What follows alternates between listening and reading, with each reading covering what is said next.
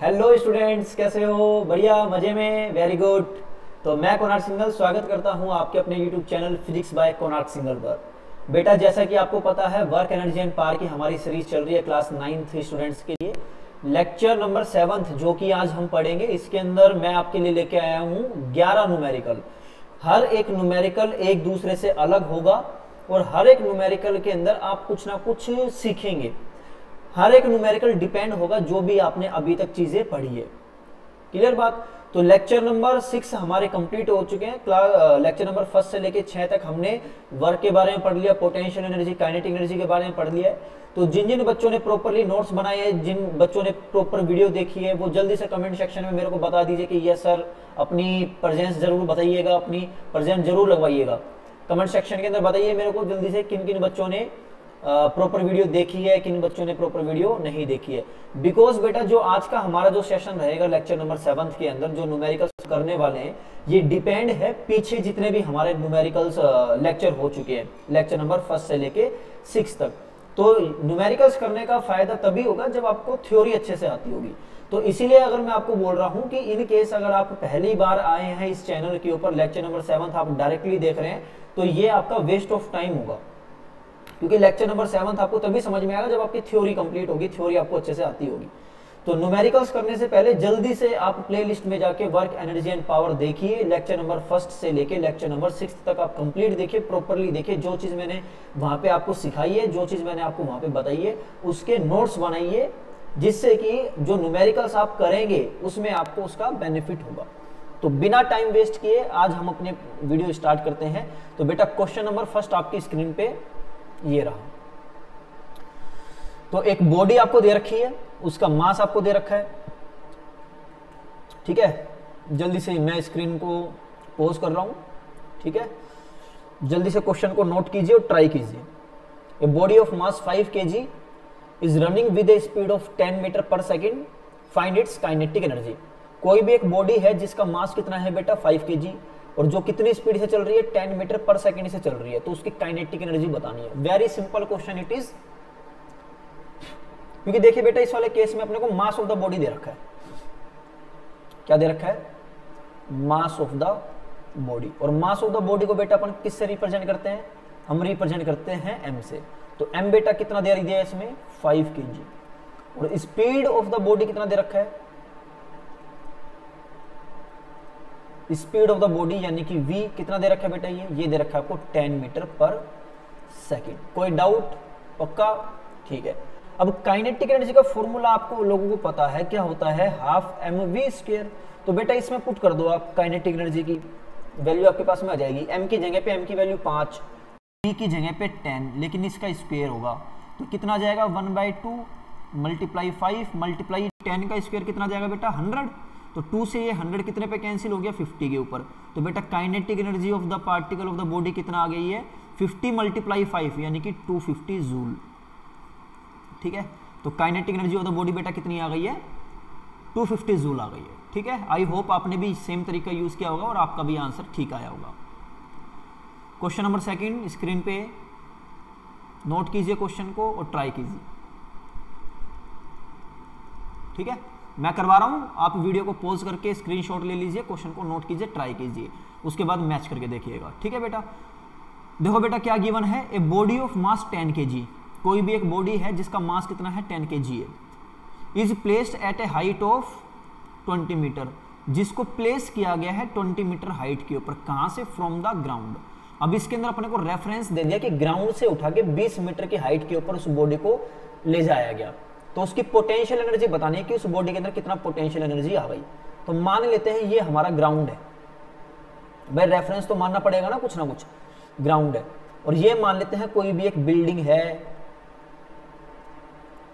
ठीक है। किसी भी बॉडी को, ये कोई भी बॉडी थी, ठीक है, 10 kg की बॉडी थी, ये जमीन से उठाया, ग्राउंड से उठाया और कहां के ऊपर लाके रख दिया?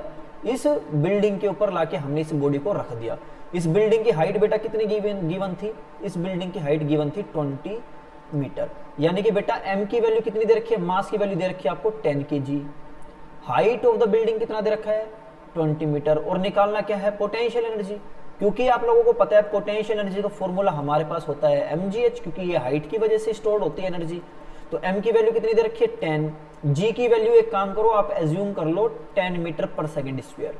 ठीक है, मैं 10 मीटर पर सेकंड स्क्वायर इसलिए मान लो क्योंकि कैलकुलेशन करने में हमें इजी हो, अदरवाइज अगर अपने को 10 नहीं गिवन होता है तो उसमें अपन 9.8 लेके सोल्व कर सकते हैं, गलत नहीं माना जाएगा आपका आंसर, क्योंकि g की वैल्यू ओरिजिनली तो 9.8 ही होती है, लेकिन कैलकुलेशन को इजी करने के लिए हम क्या कर लेते हैं 10 मान लेते हैं। तो यहाँ पे मैंने मान लिया 10 मीटर पर सेकंड स्क्वायर। ठीक है, तो 10 और हाइट की वैल्यू कितनी दे रखी है 20। तो बेटा पोटेंशियल एनर्जी हमारी कितनी आ गई है 2000 जूल, जिसको आप क्या लिख सकते हो, पोटेंशियल एनर्जी 2000 को आप 2 किलो जूल भी लिख सकते हो। अगर आप g की वैल्यू 9.8 लेके करते हो, कुछ बच्चों ने हो सकता है शुरू में किया हो, जब मैंने बोला था वीडियो पोस्ट करके ट्राई कीजिए, तो हो सकता है उनका आंसर 2000 जूल ना आया हो। तो क्यों नहीं आया होगा, हो सकता है उन्होंने 9.8 यूज कर लिया होगा। तो अगर 9.8 यूज करके करते हैं तो पोटेंशियल एनर्जी हमारे पास कितनी आती है, m की वैल्यू 10, g की वैल्यू 9.8 और h की वैल्यू 20। तो कितना आ गया, ये 10 से डेसिमल कैंसिल हो गया, तो 98 मल्टीप्लाई 20, तो उनका आंसर आएगा 1960 जूल। तो दोनों ही आंसर सही है। ठीक है, डिपेंड बस ये कर रहा है कि एक ने g की वैल्यू 10 मान ली तो उसके अकॉर्डिंग आंसर आ गया, एक ने 9.8 मान के चला है तो उसका अकॉर्डिंग आंसर आ गया। ठीक है, दोनों ही आंसर हमारे सही हैं, गलत नहीं है। थर्ड क्वेश्चन बेटा करो, ट्राई करो। ठीक है, वीडियो को पॉज करो, स्क्रीनशॉट लो, नोट करो और ट्राई करो, बाकी मैं इधर सोल्व करवा रहा हूं आपको। तो बेटा इस वाले केस के अंदर देखो क्या गिवन है आपको, बॉडी का मास गिवन है 3 kg। ठीक है, कोई भी एक बॉडी है जिसका मास कितना गिवन है 3 kg और जिसका मोमेंटम कितना है 10 मीटर पर सेकेंड। क्या निकालनी है, काइनेटिक एनर्जी निकालनी है। अच्छा, अब दिक्कत आ गई, अब बच्चे पता है क्या करेंगे, बच्चे करेंगे अच्छा मास दे रखा है यानी कि m की वैल्यू मेरे को दे रखी है 3 kg और मोमेंटम यानी कि p की वैल्यू मेरे को दे रखी है 10 kg मीटर पर सेकेंड। ठीक है, क्योंकि वी नो दैट, वो इस लंबे मेथड को यूज करेंगे, we know that p is equal to mv। तो v की वैल्यू अपने को निकालनी है क्योंकि काइनेटिक एनर्जी के अंदर v की वैल्यू हमें चाहिए होती है। तो p की वैल्यू कितना है 10, m की वैल्यू कितनी है 3, तो ये आ गई v मीटर पर second. Because we know that kinetic energy is equal to half mv square. तो काइनेटिक एनर्जी कितना आ जाएगी बेटा, हाफ m की वैल्यू 3 v स्क्वायर। जब इसका आप स्क्वायर करोगे तो 10 का स्क्वायर 100 और 3 का स्क्वायर 9, तो 3 3 जा 9 और ये 2 से कैंसिल हो गया 50। तो बेटा काइनेटिक एनर्जी कितनी आ गई 50/3 जूल आ गई। कुछ बच्चे इस तरीके से करें, मैं ये नहीं बोल रहा गलत है, नहीं मैं बिल्कुल भी नहीं बोल रहा कि गलत है, ये एकदम सही है, 100% करेक्ट है आपका। ठीक है, कर सकते हो आप, लेकिन बेटा इतना लंबा मेथड क्यों करना है अपने को, जब मैंने आप लोगों को सिखा रखा है काइनेटिक एनर्जी और मोमेंटम के बीच में एक रिलेशन होता है। क्या रिलेशन होता है बेटा, p square is equal to 2mk होता है। अगर आपने प्रीवियस वीडियो देखी है lecture number 5th and 6th, तो उसमें आपने देखा होगा कि मोमेंटम का स्क्वायर किसके बराबर होता है 2mk के बराबर होता है। ठीक है, तो यहां से मेरे को क्या निकालना है, मेरे को तो काइनेटिक एनर्जी निकालनी है। तो बेटा काइनेटिक एनर्जी किसके बराबर आ जाएगी, p स्क्वायर बाय 2m के बराबर। अगर आप लोगों को ये डेरिवेशन नहीं पता, p square equal to 2mk होता है, तो you can do one thing, आप प्ले लिस्ट में जाइए, lecture number 5th and 6th देखिए, उसमें मैंने प्रॉपर एक्सप्लेन किया हुआ है कि p square equal to 2mk, k यहाँ पे क्या है काइनेटिक एनर्जी है, तो p square equal to 2mk कैसे आता है, तभी आपको ये शॉर्टकट मेथड यूज कर पाएंगे आप। ठीक है बेटा, तो बेटा देखो पोटेंशियल ये p मतलब मोमेंटम, मोमेंटम कितना दे रखा है 10, तो 10 का स्क्वायर डिवाइड बाय 2 और m कितना दे रखा है 3। ठीक है, तो काइनेटिक एनर्जी कितना आ जाएगा 10 का स्क्वायर 100 और 2 मल्टीप्लाई 3, तो 2 से ये कैंसिल हो गया 50। तो काइनेटिक एनर्जी अभी भी आपकी कितनी आई है 50/3 जूल आई है। तो मैं गलत थोड़ी बोल रहा हूँ, मैं तो दोनों तरीके से बता रहा हूँ, ये भी सही है ये भी करेक्ट है, लेकिन डिफरेंस है टाइम सेव किसमें हो रहा है, टाइम आपका सेव हो रहा है सेकंड मेथड के अंदर। क्लियर बात, तो ये चीजें आपको ना पता रहनी चाहिए, जरूरी नहीं है कि हर बार हमें बेसिक लेवल से ही करना हो। ठीक है, अगर मान लो हमारे पास टाइम की शॉर्टेज है और हमें अगर ये वाला रिलेशन आता p square equal to 2mk, तो हमारा आंसर ठीक भी होता, हमारा प्रॉपर टाइम के अंदर ये क्वेश्चन होता था। टाइम कम है, आप बेसिक मेथड से कर रहे हो, तो आप हो सकता है अगर आपकी स्पीड अच्छी नहीं है तो आप क्वेश्चन पूरा अटेम्प्ट कर ही नहीं सकते। क्लियर बात, तो दोनों चीजें आपको आनी चाहिए, मैं ये नहीं बोल रहा पहला नहीं आना चाहिए दूसरा नहीं आना चाहिए, दोनों आपको पता होने चाहिए। इन केस अगर आपके माइंड में सेकंड वाला जो ट्रिक है वो स्ट्राइक नहीं करती तो आप बेसिक मेथड से कर सकते। कहीं ना कहीं बेसिक मेथड अगर आपको आता है तो एडवांस तो आपको आ ही जाएगा, शॉर्टकट तो आप बना ही लोगे। क्लियर? तो क्वेश्चन नंबर 4 आपकी स्क्रीन पे, जल्दी से ट्राई करो, वीडियो को पॉज करो, सॉल्यूशन करो। ठीक है, मैं कंटिन्यू करवा रहा हूँ, आप वीडियो को पॉज कर दीजिए और ट्राई कीजिए, उसके बाद मैच करके देखिएगा आंसर। तो बेटा क्वेश्चन क्या बोल रहा है, कोई एक बॉडी है जिसका मास कितना है 3 kg। A body having mass 3 kg is initially moving with a speed of 3 metre पर सेकेंड। कोई भी एक बॉडी है जिसका मास 3 kg है, वो शुरू में 3 मीटर पर सेकेंड से चल रही है। ठीक है जी। अब क्या बोला है, आफ्टर अप्लाइंग ए फोर्स, उसके ऊपर कोई भी फोर्स लगाया है, हमें फोर्स की वैल्यू नहीं दे रखी है। आफ्टर अप्लाइंग ए फोर्स, उसके ऊपर एक फोर्स लगाया। अब फोर्स लगा दिया तो क्योंकि अपने को पता है फोर्स क्या करता है, स्टेट ऑफ मोशन को चेंज करता है, स्टेट ऑफ रेस्ट को चेंज करता है, स्टेट ऑफ डायरेक्शन को चेंज करता है। क्योंकि पहले बॉडी कितनी स्पीड से चल रही थी 3 मीटर पर सेकंड से, जैसे क्वेश्चन बोल रहा है। जैसे फोर्स लगाया, फोर्स लगाने से स्पीड इंक्रीज हो गई, यानी कि 5 मीटर पर सेकंड हो गई। तो कितना काम क्या होगा भाई, वर्क हुआ होगा तभी तो स्पीड इंक्रीज हुई है ना, वर्क नहीं होता तो सेम चलती रहती है। तो बेटा इसमें देखो मास ऑफ द बॉडी आपको दे रखा है 3 kg। इनिशियल स्पीड कितनी है, यानी कि u की वैल्यू कितनी है 3 मीटर पर सेकंड, और फाइनल स्पीड कितनी हो गई 5 मीटर पर सेकंड। क्या निकालना है आपको, वर्क निकालना है। अब क्योंकि इसके अंदर क्या लग रही है बेटा, वर्क एनर्जी थ्योरम लग रही है। क्या लग रही है, वर्क एनर्जी थ्योरम। जिन बच्चों को वर्क एनर्जी थ्योरम नहीं पता, लेक्चर नंबर 6 में जाइए और देखिए कि वर्क एनर्जी थ्योरम क्या होती है अपनी।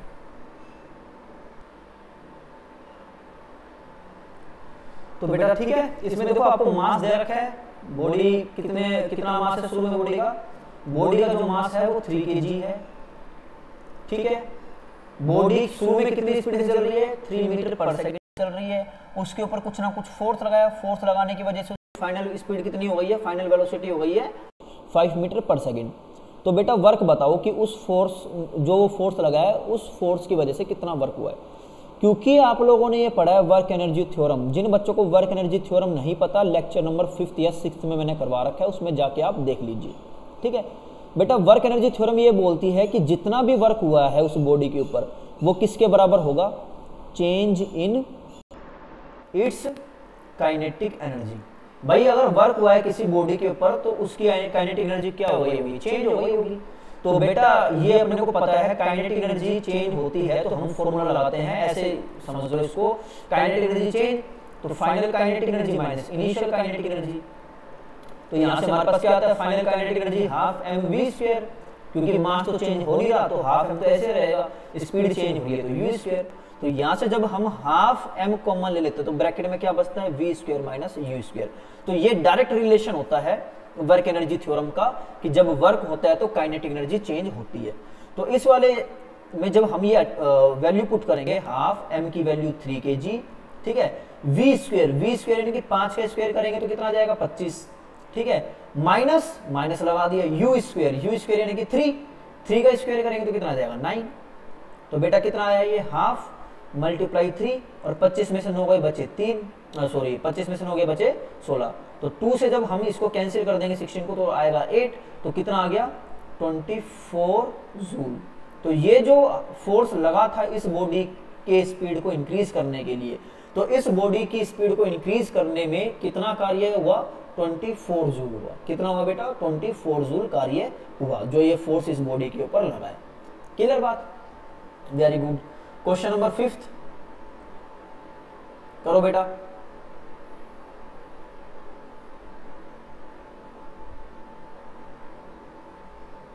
करो जल्दी से। बॉडी का मास गिवन है, देखो मास गिवन है कितना 2 kg, काइनेटिक एनर्जी कितनी गिवन है 1000 जूल, निकालना 100 जूल गिवन है, 100 जूल गिवन है, निकालना क्या है, मोमेंटम निकालना है। सेम चीज फॉर्मूला यूज करना है अपने को, ठीक है, जो अपने को पता है p² क्या होता है 2mk होता है। तो अगर अपन p की वैल्यू निकालें तो क्या आएगा 2mk, इसका अंडर रूट, ठीक है, तो 2m की वैल्यू भी 2 हो जाएगी और यहाँ पे k की वैल्यू कितनी है, काइनेटिक एनर्जी की वैल्यू आपको गिवन है 100। तो बेटा यहाँ से हमारे पास में क्या आ गया, ये 2 2 4, 4 मल्टीप्लाई 100 यानी कि 400। अब 400 बेटा किसका स्क्वायर रूट होता है 20 का। तो मोमेंटम ऑफ द बॉडी कितना आ गया 20 kg मीटर पर सेकेंड। ठीक है, क्वेश्चन नंबर 6 जल्दी से ट्राई करो, आपकी स्क्रीन के ऊपर क्वेश्चन आ चुका है, आप ट्राई कीजिए, मैं इधर सॉल्यूशन करवा रहा हूँ, ठीक है। जब आपका सॉल्यूशन हो जाए तो उस टाइम पे वीडियो को प्ले करके आप चेक कर लीजिएगा कि क्या आपने सेम स्टेप यूज़ किया था, क्या आपके स्टेप में कोई मिस्टेक तो नहीं है, आपका आंसर सही आ रहा है या गलत है, ठीक है। मैं क्वेश्चन को स्टार्ट कर रहा हूँ। Two bodies A and B, दो बॉडी गिवन है, body A and body B, जिनका मास डिफरेंट है, whose mass are different such that body A is lighter than body B. अच्छा, जिनका मास अलग अलग है, बॉडी ए है वो हल्की है as compare to body B, लेकिन उसका मोमेंटम सेम है। ओके ठीक है, मोमेंटम सेम है, ठीक है। By solving the parameters find which body have more kinetic energy. अच्छा ठीक है, तो इन पैरामीटर को सोल्व करके ये बताओ काइनेटिक एनर्जी किस बॉडी की ज्यादा होगी, ठीक है जी। तो सबसे पहले तो अपन गिवन डाटा लिख लेते हैं, दो बॉडी ए और बी, लेकिन ए बॉडी का जो मास है वो कम है, यानी कि mass of A body is less than mass of B body. Clear, ये अपने को गिवन है, और मोमेंटम दोनों बॉडी का सेम गिवन है, ठीक है। यहां तो कोई दिक्कत, ठीक है। Momentum of two bodies are same. तो काइनेटिक एनर्जी के बारे में रिलेशन बताना है कि काइनेटिक एनर्जी ए और काइनेटिक एनर्जी बी के बीच में क्या रिलेशन है, कौन ज्यादा है कौन बड़ी है, ठीक है जी। करते हैं अब इसको सोल्व। देखो बेटा, काइनेटिक एनर्जी का रिलेशन क्या होता है मोमेंटम की टर्म में, p²/2m। बार बार बोल रहा हूँ, ये शॉर्ट ट्रिक मैं इसलिए लगा पा रहा हूँ क्योंकि मैंने आपको ये चीजें सिखाई है, ठीक है। अगर आपको ये नहीं पता तो lecture number 5th and 6th में जाके प्रॉपरली आप देख लीजिएगा। आपको मतलब कि सीरियसली बता रहा हूँ बेटा, ये जो डायरेक्ट ट्रिक, ये जो डायरेक्ट फॉर्मूला है ना, ये आपके काम को बहुत आसान कर देगा। अदरवाइज आप पजल हो जाओगे इस क्वेश्चन के अंदर कि क्या दे रखा है, कैसे निकालना है, ठीक है। तो काइनेटिक एनर्जी हमारा क्या होता है बेटा, p²/2m होता है, ठीक। तो एक काम करते हैं, अब काइनेटिक एनर्जी को मैं k से रिप्रेजेंट कर देता हूं। तो kinetic energy of A body is equal to momentum of A body, इसका स्क्वायर डिवाइडेड बाय 2 और mass of A body according to this formula. Got it, very good. Similarly बेटा, kinetic energy of B body is equal to momentum of B body का square divided by 2mb, यानी कि twice of mass of second body. अब equation first ये रही, equation second ये रही, दोनों को डिवाइड कर दो, kinetic energy A divided by kinetic energy B. जब आप डिवाइड करोगे तो बेटा फैक्टर कुछ इस टाइप से बनेगा, pa²/2ma मल्टीप्लाई, क्योंकि ये 2mb नीचे है तो ये ऊपर चली जाएगी, 2mb डिवाइडेड बाय b², ठीक है भाई। ये तो पता है ना, देखो मैं डिवाइड इधर कर रहा हूँ, इक्वेशन मैं इधर ले लेता हूँ। इक्वेशन फर्स्ट को अपन ने डिवाइड कर दिया इक्वेशन सेकंड से। जब डिवाइड करेंगे तो ये जो डायरेक्ट मैंने फैक्टर लिखा है ये किस टाइप से आ गया होगा, देखो इस टाइप से। जब आप इसको डिवाइड करोगे ना, ऐसे डिवाइड करोगे तो ये तो इसके पास चला जाएगा और ये इसके पास चला जाएगा, ठीक है। तो इसी टाइप से कुछ हुआ है, क्योंकि आप लोगों को पता है कि मोमेंटम ए और बी का मोमेंटम क्या है, सेम, यानी कि ये भी सेम और ये भी सेम। तो इसको रिमूव कर दो, ये कैंसिल हो गया जब सेम है तो 2 और 2 भी कैंसिल हो गया। हमारे पास लास्ट में क्या आया, kinetic energy of A body kinetic energy of B body is equal to mass of B body upon mass of A body. अब देखो बेटा, mass of B body, question बोल रहा है कि बॉडी ए लाइटर है, बॉडी ए हल्की है as compare to body B, यानी कि मास बी का ज्यादा है और ए का मास क्या है, कम। तो ऊपर वाली वैल्यू क्या है, ज्यादा, नीचे वाली वैल्यू क्या है, कम। एग्जाम्पल के लिए मैं मान के चल रहा हूं, अगर आप लोगों को प्रॉपरली सोल्व कर सकते हो इसको कम या ज्यादा मान के तो बहुत अच्छी बात है। अदरवाइज ऐसा मान कर लेते हैं कि mass of B body is 3 kg और mass of A body is 2 kg। Example माना है मैंने ये, ठीक है। Mass of B body is 3 kg, mass of A body is 2 kg। अगर आपको कभी भी इस टाइप से समझ में ना आए ना कि ऊपर वाला ज्यादा है नीचे वाला कम है, डिवाइड करेंगे तो उसकी वैल्यू 1 से ज्यादा आएगी, तो आप इस तरीके से कर सकते हो। भाई देखो, ऊपर वाला फैक्टर ज्यादा है ना, बोल रहा है कि बॉडी बी हैवी है, बॉडी ए लाइट है, तो ऊपर वाली वैल्यू ज्यादा, नीचे वाली वैल्यू कम। तो जब ज्यादा वैल्यू को कम वाली वैल्यू से डिवाइड करोगे तो इसकी जो फैक्टर आएगा, इसकी जो वैल्यू आएगी वो 1 से क्या आएगी, ज्यादा आएगी, ठीक है। कैसे आएगी देखो, मैं ये एग्जांपल मान के कर देता हूँ। mb अपॉन ma है ना, तो mb अपॉन ma यानी कि 3/2, जब मैं डिवाइड करूंगा तो कितना आ गया, 1.5 आ गया। यानी कि kinetic energy of A divided by kinetic energy of B is greater than 1। तो बेटा एक बात बताओ, जब मैं क्रॉस मल्टीप्लाई करूंगा तो kinetic energy of A is greater than kinetic energy of B, सीधी सी बात है। तो बेटा किसकी काइनेटिक एनर्जी ज्यादा आ गई, काइनेटिक एनर्जी ए बॉडी की ज्यादा आ गई है as compare to B body. Mass किसका ज्यादा था? मास बी बॉडी का ज्यादा था। ठीक है, तो मास अगर बी बॉडी का ज्यादा है तो काइनेटिक एनर्जी किसकी ज्यादा आएगी? उस अपोजिट वाले की, यानी कि ए बॉडी। ठीक है, ठीक है। नेक्स्ट क्वेश्चन, क्वेश्चन नंबर 7 आपकी स्क्रीन पे है, जल्दी से कीजिए। बड़ा ही प्यारा क्वेश्चन है और इंपॉर्टेंट क्वेश्चन है। मैं चाहता हूं कि आप लोग ये ट्राई करें। ठीक है, और मेरे को जरूर बताइएगा कमेंट सेक्शन के अंदर जब आपका अगर ये क्वेश्चन अगर ठीक हो जाता है, क्योंकि मैं सॉल्यूशन करवाऊंगा, उस सॉल्यूशन के एंड के अंदर आप अपना आंसर मैच कीजिएगा। अगर आपका आंसर ये सही होता है तो मेरे को जरूर कमेंट करके बताइएगा कि यस सर हमारा आंसर ये ठीक है, क्योंकि अच्छा क्वेश्चन है, इंपॉर्टेंट क्वेश्चन है। एमसीक्यूज ऑब्जेक्टिव क्वेश्चन में भी आता है, सब्जेक्टिव क्वेश्चन में भी आता ही है इस टाइप का एक क्वेश्चन। ठीक है, तो बिना देरी के साथ स्टार्ट करते हैं इस वाले क्वेश्चन को। ए बॉडी हैविंग मोमेंटम पी, कोई बॉडी था, कोई बॉडी है, उसका मोमेंटम कितना है बेटा? पी है। अब उसका मोमेंटम इंक्रीज कर दिया गया है 21% से, 21% उस बॉडी का मोमेंटम इंक्रीज कर दिया।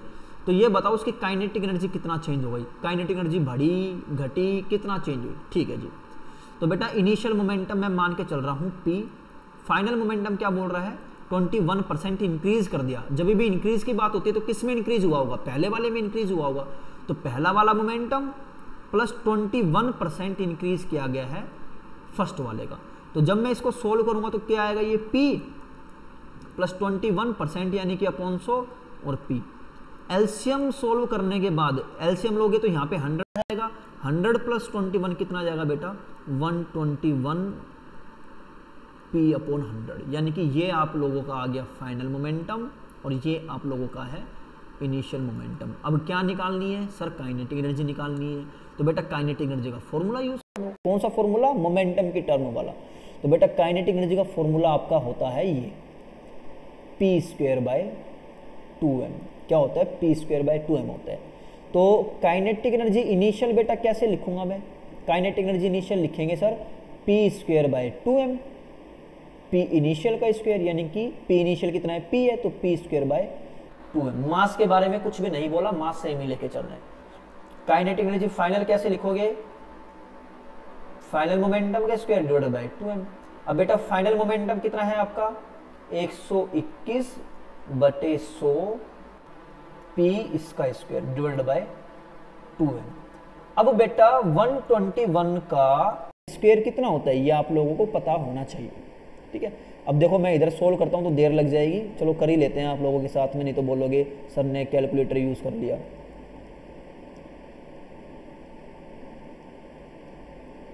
121, ठीक है,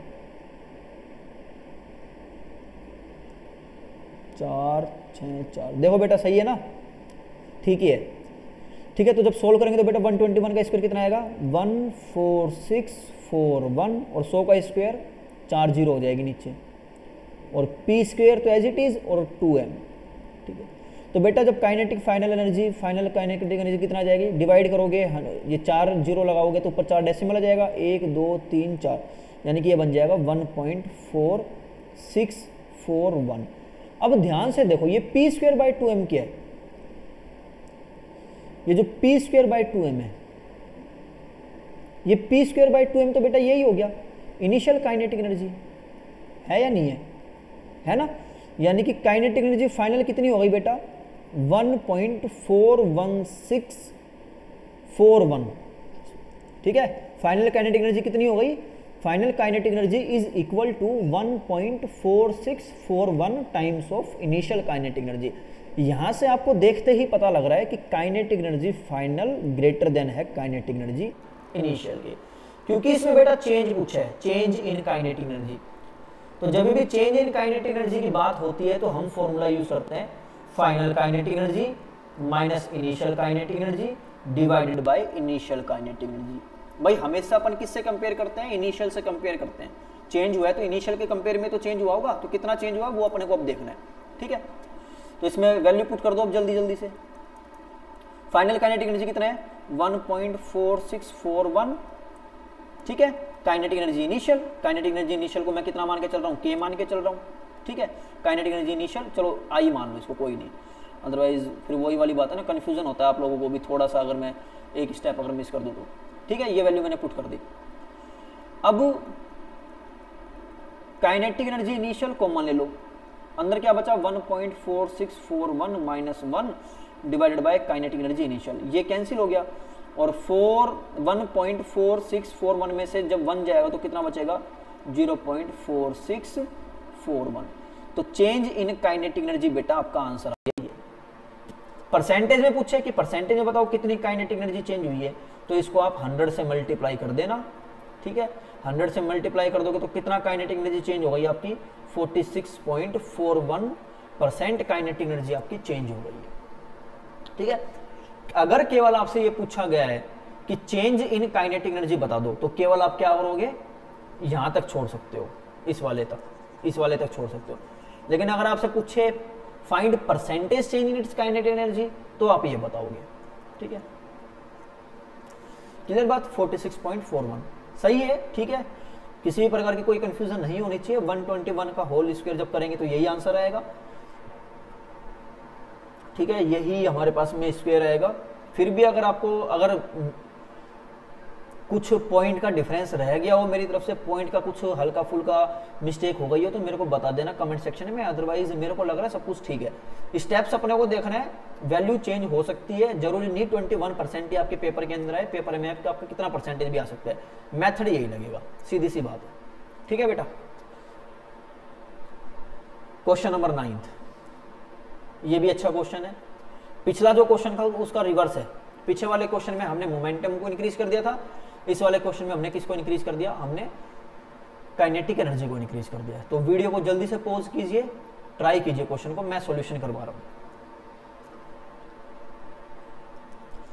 तो बेटा क्या बोल रहा है, एक बॉडी है जिसकी काइनेटिक एनर्जी कितनी दे रखी है के, अब उसकी काइनेटिक एनर्जी को इंक्रीज कर दिया गया है, 300% इंक्रीज कर दिया गया, ठीक है। तो मोमेंटम इंक्रीज हुआ या डिक्रीज हुआ, क्योंकि इसमें बोला गया मोमेंटम इंक्रीज हो गया, तो इंक्रीज वाले मोमेंटम की वैल्यू बता दो कितना इंक्रीज हुआ, ठीक है, यानी कि चेंज इन मोमेंटम अपने को बताना है।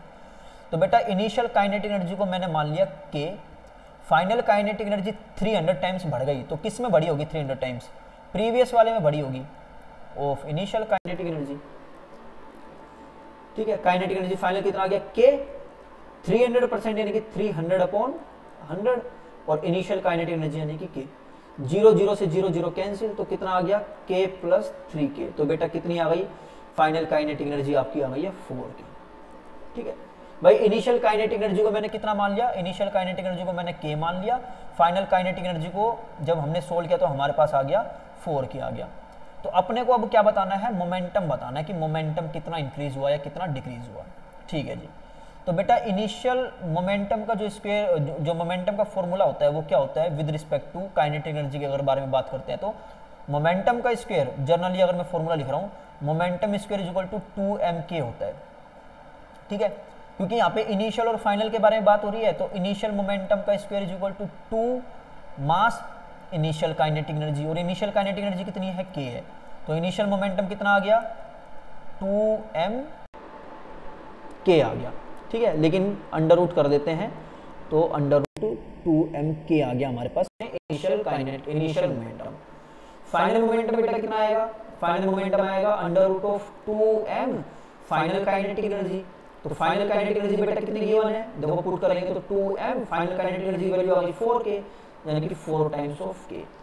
अब एक काम करो बेटा, देखो आपको दिखाई दे रहा होगा ये, इसको मैं 4 को 1 मिनट के लिए इधर रख लेता हूँ, ब्रैकेट में मैं 2mk कर देता हूँ। बताओ क्या कुछ चेंज होगा अगर मैंने ऐसे कर दिया, तो क्या कुछ फर्क पड़ा, कुछ भी फर्क नहीं पड़ा, क्योंकि मैंने केवल वैल्यू को इधर उधर कर दिया, डिस्प्लेस कर दिया। 4 को मैं बाहर लिया, 2mk तो अभी भी ब्रैकेट में अंडर रूट में। ध्यान से देखो बेटा, ये 2mk किसकी वैल्यू है, इसको अब मैं ऐसे भी कर सकता हूँ ना, 1 मिनट के लिए ऐसे समझो, 4 का अंडर रूट और अंडर रूट 2mk कर सकते हैं। सर कैसे कर सकते हैं, अरे भाई साहब ये बताओ, अंडर रूट mn होता है, अंडर रूट ऑफ mn, तो इसको ऐसे नहीं लिखते under root m under root n, करते हैं ना। तो इसी तरीके से मैंने कर दिया, 4 ब्रैकेट में 2mk कंप्लीट का अंडर रूट था, तो मैंने 4 का अंडर रूट रख लिया और 2mk का अंडर रूट रख लिया। तो बेटा 2mk का अंडर रूट क्या है, सर 2mk का अंडर रूट तो हमारे पास में p इनिशियल है, तो p इनिशियल पुट कर दो यहाँ पे, और 4 का अंडर रूट कितना आएगा 2, यानी कि फाइनल मोमेंटम कितना टाइम्स हो गया, इनिशियल मोमेंटम के 2 टाइम्स हो गया। देखते ही पता लग रहा है final momentum is greater then initial momentum. लेकिन क्वेश्चन हमसे ये नहीं पूछ रहा था कि कौन सा मोमेंटम ज़्यादा है, क्वेश्चन हमसे पूछ रहा था कि ये बताओ मोमेंटम के अंदर कितना इंक्रीज हुआ है, तो बता दो कितना इंक्रीज हुआ है, यानी कि चेंज के बारे में पूछा है, चेंज इन मोमेंटम बताओ। तो change in momentum same, final momentum minus initial momentum upon initial momentum. तो बेटा फाइनल मोमेंटम कितना आ गया, 2 times of initial momentum minus initial momentum upon initial momentum. जब 2 कॉमन सॉरी पी आई जब यहाँ से कॉमन लोगे तो बचेगा ब्रैकेट में 2 - 1 और डिवाइड बाय पी आई, तो पी आई से पी आई कैंसिल, कितना हो गया 1। ठीक है, यानी कि बेटा मोमेंटम बेसिकली क्या हो गया है 1 हो गया। कहने का मतलब यहाँ पे क्या हो गया, चेंज इन मोमेंटम 1 आ गया। इसका मतलब ये हो गया कि जो फाइनल मोमेंटम था ना ये डबल हो गया इनिशियल मोमेंटम के, डबल ऑफ इनिशियल। थोड़ा सा और अगर मैं ठीक तरीके से बताना चाहूँ तो अगर इनिशियल मोमेंटम मेरा 2 kg मीटर पर सेकंड था तो फाइनल मोमेंटम कितना हो गया है 4 kg मीटर पर सेकंड। ठीक है, अगर परसेंटेज में बात करते हो तो मल्टीप्लाई जब आप इसको 100 करोगे तो कितना परसेंट इंक्रीज हो गया है 100% इंक्रीज। 100% इंक्रीज का मतलब ये होता है कि डबल हो गई वैल्यू।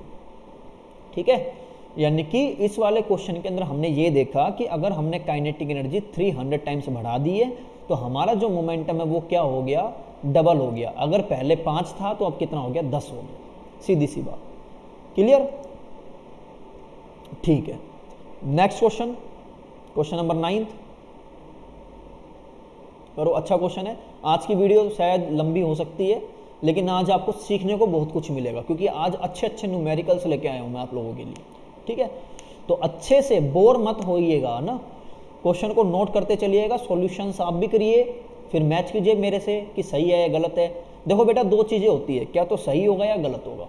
कई बार है ना जब मैं पढ़ाता हूँ क्लास के अंदर तो बच्चे है ना आंसर देने से घबराते हैं, तो मेरी जनरली थ्योरी ये बोलती है कि 2 ही चीज़ें होती है, क्या तो गलत होता है, क्या आंसर हमारा सही होता है, बीच का कुछ भी नहीं होता। अब अगर आपका आंसर सही होता है ना और अगर आप क्लास में बता देते हो और अगर आपका आंसर सही पाया गया तो आपका कॉन्फिडेंस लेवल बूस्टअप होता है। उससे क्या होता है बेटा, कॉन्फिडेंस लेवल बूस्टअप होता है कि यस मेरा आंसर सही हो गया। तो अगली बार जब आप आंसर करोगे ना तो आपके दिमाग में ये थॉट नहीं चलेगा कि मैं बताऊं या नहीं बताऊं, आपके दिमाग में ये चलेगा कि मेरा आंसर पिछली बार सही था, अब की बार बताऊंगा तो अब की बार भी सही होगा। वेदर वो सही हो या ना हो वो बात अलग है, लेकिन आपको कॉन्फिडेंस आ गया क्लास में बोलने का। टीचर पूछेगा हाँ भी आंसर बताओ तो तुम हाथ रेस करके बता सकते हो सर ये आंसर आया। अगर नहीं बताओगे तो आपको पता ही कैसे लगेगा कि आपका सही आंसर है गलत आंसर है। तो सही आंसर होने की वजह से आपका कॉन्फिडेंस लेवल बूस्टअप हो गया, जो कि कहीं ना कहीं आपके फेवर में, आपके लिए फायदेमंद है। अब बात ये आती है कि सर ठीक है ये बात तो समझ में आ गई, गलत आंसर हुआ तो हमारा तो फिर बेइज्जती हो जाएगी। नहीं बेटा, अगर आंसर आपका गलत होता है ना तो आपको ये पता लगेगा कि आपकी गलती कहाँ पे थी। जैसे कि मान लो पीछे वाला जो हमने क्वेश्चन किया है उसमें हमने ये देखा मोमेंटम कितना हो गया, डबल हो गया। अगर क्लास में एक बच्चा बोलता है कि सर मोमेंटम ट्रिपल हो गया तो टीचर ये थोड़ी बोलेगा तेरे को तो कुछ भी नहीं आता, तूने तो इतना गलत आंसर निकाल दिया, तेरे को मतलब कि बला बला बला कुछ थोड़ी ऐसे थोड़ी बोलेगा। टीचर केवल ये बोलेगा बेटा आपका आंसर गलत है, देखो क्या गलती करी है। टीचर ये भी नहीं बोलेगा गलत आंसर बैठ जा, टीचर ये बोलेगा बेटा आपका आंसर गलत है, दोबारा से चेक कर कि क्या गलती करी है। क्योंकि टीचर को पता है जब वो 3 टाइम्स निकाल सकता है इसका मतलब उसको नॉलेज तो है, लेकिन उसने कहीं ना कहीं क्या करी है, गलती करी है। तो इसका मतलब क्या हो गया बेटा, अगर आपका आंसर गलत होता है ना तो आपको अपनी गलती के बारे में पता लगेगा कि आपकी गलती कहाँ पे है, कहाँ से आपकी मिस्टेक हुई है। जिससे अब उसका फायदा क्या होगा, उसका फायदा ये होगा कि अगर आपको अपनी गलती पता लग गई तो आप उसके अंदर सुधार करोगे और सुधार करने से आपको ये पता लग जाएगा कि आपका वीक पॉइंट क्या है, आपने कहाँ पे गलती करी और वो गलती क्यों हुई, जिससे कि आप आगे क्वेश्चन के अंदर वो गलती नहीं करोगे और फिर आपके आंसर ठीक होना स्टार्ट हो जाएंगे। ठीक है, तो ये फायदा होता है बेटा क्लास में अपना आंसर बताने का, चाहे वेदर आपका आंसर गलत हो चाहे सही हो, लेकिन बताओ। ठीक है, तो बेटा इस वाले क्वेश्चन को आप ट्राई कीजिए। ठीक है, मैं सॉल्यूशन करवा रहा हूं। क्वेश्चन क्या बोल रहा है, एक body of mass is taken from the ground, एक बॉडी है 5 kg की, उसको ग्राउंड से लेके गए हैं 5 metre up hill on the wedge. Wedge मतलब कि एक पहाड़ टाइप की शेप है। ठीक है, उसके 5 मीटर ऊपर लेके गए हैं। अब ये जो वेज है ये 30 डिग्री एंगल बना रहा है ग्राउंड के साथ में। तो बेटा पोटेंशियल एनर्जी बतानी है ब्लॉक की। ठीक है, बहुत ही अच्छा क्वेश्चन है, स्टार मार्क कर लो बेटा इस वाले क्वेश्चन के। तो ये आपकी बुक में नहीं है ना आपके सिलेबस से रिलेटेड है, बस थोड़ा सा एक्स्ट्रा के हिसाब से मैंने ये वाला क्वेश्चन करवा दिया। ये बेटा देखो ये वेज है। ठीक है, ठीक है, क्वेश्चन क्या बोल रहा है, 30 डिग्री एंगल बना रहा है हॉरिजॉन्टल के साथ में, ग्राउंड के साथ में। ये अगर मान लो ग्राउंड है और ये इसका इंक्लाइंड प्लेन है, क्या है बेटा ये इसका इंक्लाइंड प्लेन है, इंक्लाइंड रास्ता है। अब क्या बोल रहा है क्वेश्चन ये बोल रहा है कि 5 kg की बॉडी थी, इस 5 kg की बॉडी को हमने इंक्लाइंड प्लेन के ऊपर लेके गए और कहाँ तक लेके गए, 5 मीटर तक लेके गए। जैसे कि ये यहाँ से थी, इसको धक्का मार के कैसे भी करके, मतलब इसको यहाँ से लेके यहाँ तक डिस्प्लेस हमने कर दिया, ठीक है, यहाँ तक ले गए इसको, कितने मीटर हाइट तक, हाइट नहीं 5 मीटर ऊपर लेके गए। हाइट का मतलब तो फिर ग्राउंड से हो गया ना, 5 मीटर हमने इसको ऊपर उठाया। तो पोटेंशियल एनर्जी बताओ। तो बेटा देखो पोटेंशियल एनर्जी हमारा क्या होता है, mgh होता है। देखो m हमारे पास में है, कोई दिक्कत वाली बात नहीं है, g भी हमारे पास में है, 10 वैल्यू मान लेंगे। लेकिन ये h क्या होगा, h बेटा होती है perpendicular height from the ground, क्योंकि ये डिस्प्लेसमेंट को रिप्रेजेंट कर रहा है। तो डिस्प्लेसमेंट हमारा क्या होता है, छोटे से छोटा रास्ता इनिशियल पॉइंट और फाइनल पॉइंट के बीच में। तो इनिशियल पॉइंट तो हमारा इसी लेवल के ऊपर था और फाइनल पॉइंट हमारा इस लेवल के ऊपर है। तो इन दोनों के बीच में छोटे से छोटा रास्ता कौन सा होगा, छोटे से छोटा रास्ता ये वाला होगा, है ना, ये वाला हमारा छोटे से छोटा रास्ता होगा। तो बेटा यहाँ पे जो h होगी ना, ये h हम ये वाली लेंगे, ये हमारी क्या होगी, h होगी।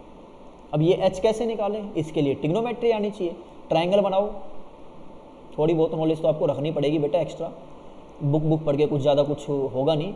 5 मीटर ये ट्रायंगल मान लेते हैं ABC, ये h अपने को निकालना है, क्योंकि अपने को पता है साइन 30 डिग्री किसके बराबर होता है, परपेंडिकुलर अपॉन हाइपोटेन्यूज। और अपने को परपेंडिकुलर साइड चाहिए, यानी कि BC वाली साइड चाहिए, यानी कि इधर लिख देता हूँ BC upon hypotenuse AC। BC में बेटा पे क्या है, हमारे पास में हाइट है, और AC में हमारे पास क्या है, 5 है। तो मेरे को हाइट निकालनी है, तो हाइट किसके बराबर आ जाएगी, 5 साइन 30 डिग्री। तो बेटा साइन 30 डिग्री कितना होता है, 1/2 होता है। तो मेरे पास बेटा हाइट कितनी आ गई है, 2.5 मीटर आ गई, ठीक है। अब पुट कर दो, पोटेंशियल एनर्जी आ जाएगी बॉडी की। मास कितना है बॉडी का, 5 kg, g की वैल्यू 10 मान लो, और हाइट कितनी आ गई, 2.5। तो 10 से डेसिमल हट गया तो कितना आया, 5 × 25, तो कितना आ गया बेटा, ये 125 जूल इसका आंसर आ गया। देखो क्वेश्चन को ना आपको लिंक करना पड़ेगा, ठीक है। हालांकि मैं बार बार बोल रहा हूँ, ये आपकी बुक का न्यूमेरिकल नहीं है, बुक में ऐसे न्यूमेरिकल आपको मिलेंगे भी नहीं, लेकिन थोड़ा सा आपको एडवांस अप्रोच रखनी पड़ेगी, ठीक है। If you are preparing for some Olympiad exams like VVM, ISFO, ठीक है, इस टाइप के एग्जाम के लिए अगर आप प्रिपरेशन कर रहे हैं तो थोड़ा बहुत तो बेटा एक्स्ट्रा करना पड़ेगा। बुक लेवल का करो, नो डाउट, मैं ये नहीं बोल रहा बुक लेवल से कुछ नहीं होना, बुक लेवल करो आप, लेकिन बुक के साथ साथ में थोड़ी अगर एक्स्ट्रा नॉलेज रख लोगे तो किसका लॉस है, किसी का लॉस नहीं, फायदा ही फायदा है। टीचर का भी फायदा है, आपका भी फायदा है। आपका फायदा इसलिए कि आपको बहुत कुछ सीखने को मिल जाएगा, टीचर का फायदा ये है कि वो कुछ एक्स्ट्रा आपको बता पाएगा, एक्स्ट्रा सिखा पाएगा आपको, ठीक है। तो ये वाला क्वेश्चन आई होप आपको समझ में आ गया होगा। वीडियो को पॉज कीजिए, बैक जाइए, फिर दोबारा से वीडियो को देखिए। इनकेस अगर आपको डाउट लग रहा है तो सॉल्यूशन करते चलिए साथ के साथ में। आंसर चाहे आपको गलत है चाहे सही है, ठीक है। क्वेश्चन नंबर 10, अच्छा क्वेश्चन है। देखो आज अच्छे क्वेश्चन लेके आया हूं मैं। शुरू के 2-3 क्वेश्चन ही थे जो आपको लग रहा था सर ये तो हमारी बुक से एकदम बेसिक लेवल हो गया, लेकिन बाद में आपको पता लगा होगा कि एक लेवल अब थोड़ा सा हमारा हुआ है न्यूमेरिकल का, ठीक है। वीडियो आज की लंबी है, मेरे को पता है लंबी आज की वीडियो हो गई है, लेकिन आपको सीखने को कितना मिला आप ये भी देखिए। मैं तो आपको ये बोलूंगा 11 के 11 न्यूमेरिकल आप अपने फेयर नोटबुक में उतार लीजिए as it is. Work energy power वाला जो चैप्टर चल रहा है ना उसमें आप नोट कर लीजिए डायरेक्ट, ठीक है। अगर आपने फेयर नोटबुक नहीं बना रखी तो जो नोट्स आपने बना रखे उस नोट्स के अंदर आप ये न्यूमेरिकल उतार लीजिए अच्छे, जिससे कि अगर आपको कुछ एक्स्ट्रा करना हो तो आप इसमें देख पाए कि हाँ हमने क्या क्या न्यूमेरिकल किए हैं एक्स्ट्रा, ठीक है बेटा। तो इस वाले क्वेश्चन को ट्राई कीजिए। Calculate the change that should be affected in the velocity of a body to maintain the same kinetic energy if the mass of the body is increased by 4 times। आधे बच्चों ने तो पता है क्या किया है, आधे बच्चों ने तो जैसे क्वेश्चन की स्टेटमेंट पढ़ी उन्होंने पेन ही रख दिया कि हमसे तो नहीं होना।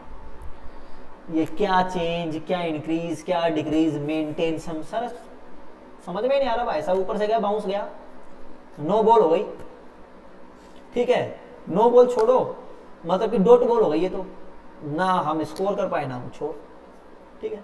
तो बेटा इस वाले क्वेश्चन को मैं अगर आसान शब्दों में आपको बता रहा हूं, ठीक है। अगर आपको क्वेश्चन नहीं समझ में आया तो आप मेरा क्वेश्चन को समझिए जो मैं आपको बता रहा हूं, उसके बाद ट्राई कीजिए।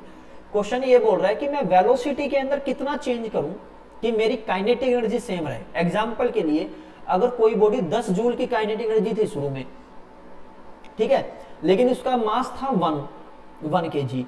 तो मैंने क्या कर दिया, उसका मास तो कर दिया 4 kg, लेकिन काइनेटिक एनर्जी अभी भी 10 जूल है।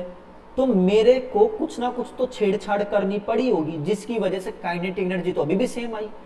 मास इंक्रीज होने के बावजूद भी मेरी काइनेटिक एनर्जी सेम है, तो वेलोसिटी या स्पीड के साथ में कुछ कम ज्यादा हुआ होगा।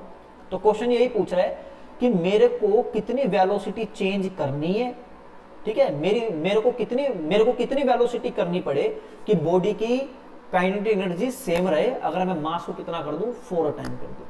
ठीक है, ट्राई करो, मैं सॉल्यूशन करवा रहा हूं, आप वीडियो को पॉज करके ट्राई कीजिए। ठीक है भाई साहब, सबसे पहले देखो क्या है, फाइनल इनिशियल वेलोसिटी मान लो v, ठीक है, और फाइनल वेलोसिटी इसकी मान लो आप v डैश, क्योंकि ये चेंज हो रही है। ठीक है, काइनेटिक एनर्जी सेम है, initial kinetic energy is equal to final kinetic energy, लेकिन मास के बारे में 4 टाइम कर दिया, तो इनिशियल मास आप मान लो m और फाइनल मास आप मान लो 4m, क्योंकि 4 टाइम कर दिया ना, फाइनल वाला मास 4 टाइम किया है, तो इनिशियल मोमेंटम को आप इनिशियल मास को आप कितना मान लो, m मान लो, और फाइनल मास बोल ही रहा है क्वेश्चन के अंदर कि फाइनल मास कितना कर दिया, 4 टाइम कर दिया। ठीक है, तो बेटा अब इसमें देखो इनिशियल काइनेटिक एनर्जी कितना आएगा, half initial mass initial speed का square is equal to half final mass final velocity का स्क्वायर। ठीक है, तो बेटा हाफ के अंदर तो कोई चेंज नहीं है, हाफ से हाफ कैंसिल। एम आई की वैल्यू कितनी है, m है। ठीक है, एम आई की वैल्यू कितनी है, m। इनिशियल वेलोसिटी कितनी मानी मैंने, v मानी है, कितनी मानी है बेटा, v, तो v का square is equal to final mass कितना है बेटा, 4 टाइम्स ऑफ m है। फाइनल वेलोसिटी कितनी मैंने v डैश और इसका स्क्वायर, तो बेटा m से m कैंसिल हो गया, तो यहां पे मेरे पास क्या है, v square is equal to v dash का स्क्वायर। अब मेरे को बेटा ये v डैश ही निकालना है, v dash square is equal to किसके बराबर आ गया, v स्क्वायर बाय 4 के बराबर आ गया, लेकिन v डैश चाहिए मेरे को। तो बेटा जब इसका स्क्वायर रूट करोगे, इसका स्क्वायर हटा के जब स्क्वायर रूट करोगे, तो v डैश की वैल्यू कितनी आ गई, v बाय 2, यानी कि फाइनल स्पीड आपको कितनी करनी पड़ी, फाइनल स्पीड किसके बराबर हो गई, final speed is equal to initial speed divided by 2, यानी कि अगर आप फाइनल स्पीड हाफ कर देते हैं तो ही जाके काइनेटिक एनर्जी सेम हो पाएगी। ठीक है, क्योंकि मास इंक्रीज कर दिया 4 टाइम, तो कुछ ना कुछ तो कम करना पड़ा होगा ना, क्या कम करना पड़ा, फाइनल स्पीड कम करनी पड़ी। कितना कम करनी पड़ी, जो पहले जितनी स्पीड से हमारी गाड़ी हमारी बॉडी चल रही थी उसका हाफ करना पड़ा। क्लियर बात, अच्छा क्वेश्चन था। अगला क्वेश्चन बहुत ही धुआंधार क्वेश्चन है, नहीं ये वाला क्वेश्चन नहीं, क्वेश्चन कहां गया भाई, अच्छा क्वेश्चन गायब हो गया। ठीक है बेटा, सॉरी, धुआंधार। ठीक है, चलो मैं क्वेश्चन करवा देता हूँ वो वाला क्वेश्चन। ठीक है, इसको डिलीट कर देते हैं, ये डिलीट कर दिया मैंने। क्वेश्चन मैं आपको लिख देता हूँ, ठीक है, मैं अपने मार्कर से ही क्वेश्चन लिख देता हूँ, ट्राई कीजिए, बहुत ही प्यारा क्वेश्चन है। या फिर ये इसको होमवर्क के लिए दे दूंगी मैं, बताओ, एक काम करते हैं, इसको मैं होमवर्क के लिए देता हूँ। ठीक है, ये क्वेश्चन आप ट्राई करिएगा, कमेंट में इसका आंसर लिखिएगा, जो भी आपका आंसर आता है। अगली वीडियो जो आएगी ना उसमें मैं इसका सॉल्यूशन करवाऊंगा। तो बेटा क्वेश्चन क्या है, a block of mass m is tied, is attached, समझ लो, is attached to a string that lowers the block with an acceleration of g by 5. Find the work done by the string to lower the block by a distance of d। ठीक है, ये question है आपका homework. ठीक है, question मैंने आपको लिख दिया है, क्वेश्चन में इसमें समझाऊंगा नहीं क्योंकि ये होमवर्क है। ठीक है। अगर ये क्वेश्चन मैं आपको करवाता तो ये क्वेश्चन मैं आपको एक्सप्लेन भी करता, सॉल्यूशन भी मैं करवाता, लेकिन ये आपका होमवर्क है तो मैंने स्टेटमेंट आपके लिख दी है। आप कमेंट सेक्शन के अंदर अपना आंसर जरूर भेजिएगा, जिससे कि मेरे को पता लगे कि आप लोग प्रैक्टिस प्रॉपरली कर भी रहे हैं या नहीं कर रहे। बिकॉज मैं अपनी तरफ से कोई भी कमी नहीं छोड़ रहा, मैं डेली वीडियो आपके लिए कुछ ना कुछ अपलोड कर ही रहा हूँ, जिससे कि आपका फायदा हो जाए, आपको सीखने को मिले। लेकिन जब मैं इतना आप लोगों के लिए कर रहा हूं तो मेरे को भी बदले में कुछ ना कुछ चाहिए। वो बदले में मेरे को क्या चाहिए होगा, मेरे को आपकी तैयारी चाहिए कि आप तैयारी कर भी रहे हो या नहीं कर रहे, क्या आप नोट्स बना रहे हो, क्या आप प्रैक्टिस कर रहे हो। इसीलिए मैं आपको होमवर्क दे रहा हूं कि जिससे कि जब आपका कमेंट आए तो मेरे को ये पता रहे कि हाँ आप सीरियसली पढ़ाई कर रहे हो नहीं कर रहे, राइट। क्योंकि बेटा देखो आपके कमेंट से मेरे को मोटिवेशन मिलता है, क्योंकि मेरे को ये लगेगा कि हाँ जब आपका कमेंट आ रहा है इसका मतलब आप वीडियो सीरियसली देख रहे हो।